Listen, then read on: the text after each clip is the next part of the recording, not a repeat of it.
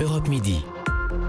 Il est 12h53 et c'est l'heure du tout nouveau rendez-vous d'Europe Midi, Maxime. L'Europe à la une, votre nouveau rendez-vous tous les jours juste avant 13h dans Europe Midi. Rendez-vous avec Daniel Cohn-Bendit. Bonjour Dani. Bonjour Maxime. Dani, tous les jours nous parlons d'Europe avec vous et de ce qui fait la une chez nos voisins, avec aujourd'hui une histoire rocambolesque en Autriche. Élection législative prévue dans 2 semaines, mais la campagne est totalement bouleversée par l'arrestation d'un homme.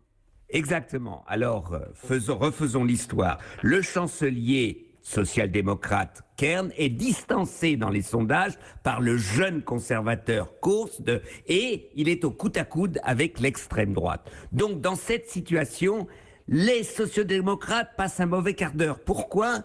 Parce qu'on vient de révéler un scandale incroyable, c'est-à-dire des sites internet qui étaient organisés par quelqu'un dans l'entourage du Premier ministre pour justement s'attaquer à la Trump, c'est-à-dire dirty, fake news, etc., contre le jeune conservateur. Et alors là, le premier scandale, c'était déjà cet été. Cet été, un des consultants politiques du Premier ministre, du chancelier, pardon, eh bien, a été arrêté en Israël, Tali Bershan, pour corruption. Il est assigné à résidence, donc il n'est plus aujourd'hui consultant, mais on vient de révéler qu'il avait organisé justement ces sites d'internet pour dézinguer l'adversaire politique. Oui, parce que toutes ces histoires, toutes ces fake news, ces fausses informations inventées de A à Z, elles avaient pour objectif donc d'affaiblir le candidat conservateur. Exact. Il y avait 2 sites, si vous voulez. Il y en avait un qui s'appelait « Qui est vraiment monsieur